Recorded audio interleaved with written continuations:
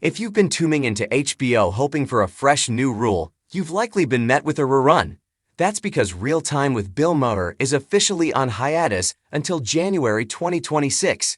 But if you think that means Bill has stopped talking, you don't know Bill. While the suits at HBO are giving the crew a well-deserved break, Bill has retreated to his undisclosed location for Club Random, and let me tell you, the December drivel is flowing freer than the tequila he's sipping. Let's be real for a second. We have a complicated relationship with Bill, don't we? He's that uncle at Thanksgiving who makes a brilliant point about the economy one minute, and the next, he's yelling about how kids today don't know how to buy stamps. You love him, you resent him, but you cannot stop listening to him.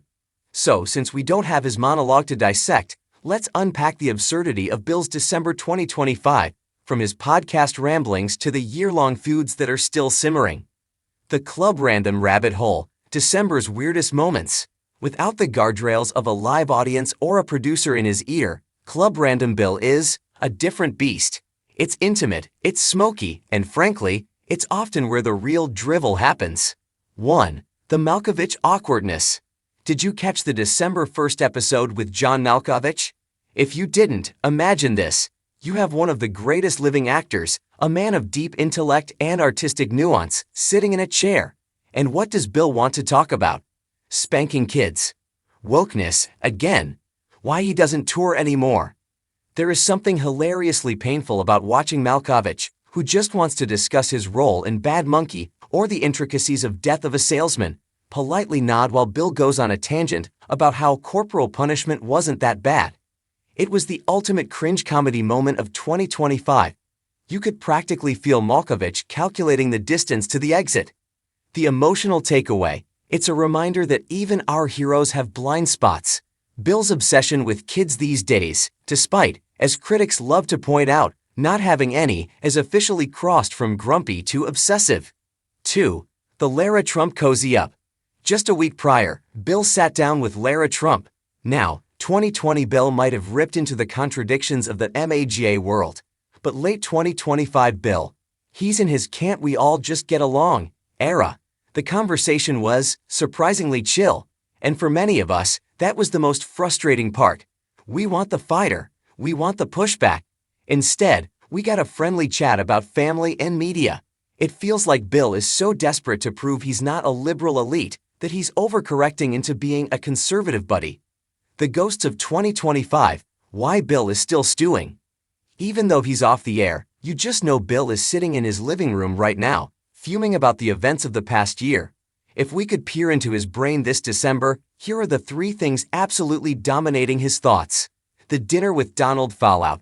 We have to talk about the dinner. Earlier this year, Bill did the unthinkable. He had a friendly dinner with Donald Trump. The betrayal. For many longtime fans, this felt like a gut punch. The Larry David feud. This is the celebrity drama we didn't know we needed. Larry David writing an op-ed comparing the dinner to dining with a dictator was the peak old Hollywood liberal infighting of the decade. Bill is still defensive about this. In his mind, he's reaching across the aisle. To the rest of us, it looked a lot like getting played. This tension, between Bill the truth-teller and Bill the social climber, has defined his entire 2025 arc. The I could get shot paranoia.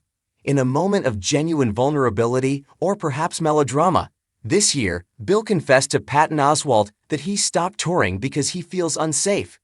I could get shot by the left or the right. It's a good time to not be out there. Bill Maher, 2025. Why this hits home, it's easy to mock him, but this admits a sad reality about 2025 America. The polarization he spends every Friday night critiquing has finally made his own world smaller. It's a sobering thought that even a multi-millionaire comedian doesn't feel safe telling jokes in public anymore. Why we still care, and why you're reading this. If Bill is so annoying, so repetitive, and so occasionally out of touch, why do we miss him when he's gone in December?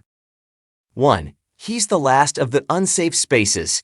In a world where every press release is sanitized and every celebrity apology is written by a PR team, Bill is raw. He's wrong often, but he's honestly wrong. When he says something stupid on Club Random, he's not doing it for engagement bait, he genuinely believes it. In 2025, that kind of authenticity is rare currency. 2. The I hate watch dopamine hit. Admit it. You love yelling at the TV. You love turning to your partner and saying, "Can you believe he just said that?" Bill provides a service. He is the nation's designated devil's advocate. Without him, we have to find someone else to be annoyed by, and frankly, nobody does it better. 3. He's a time capsule. Bill is holding on to a version of America that is rapidly fading, a place where you could smoke pot, tell a dirty joke, and not worry about your platform. Watching him struggle against the tide of Gen Z culture is fascinating, like watching a man try to hold back the ocean with a broom. Looking ahead to January 2026. So, as we trudge through this Maher-less December, what can we expect when Season 24 premieres on January 23, 2026? More old man energy. He's going to double down on the kids are soft rhetoric. It's his bread and butter now. The vindicated victory lap. If any prediction he made in 2025 comes even slightly true, expect a 10-minute I told you so monologue. A new feud. With Larry David likely off the guest list forever, who's next? My money is on him picking a fight with a major pop star or a tech mogul. Until then, we have the archives. We have the club random drivel, and we have the comfort of knowing that somewhere in Los Angeles, Bill Maher is high, complaining about the price of solar panels, and absolutely convinced he's the only sane person left on Earth. And honestly, we wouldn't have it any other way.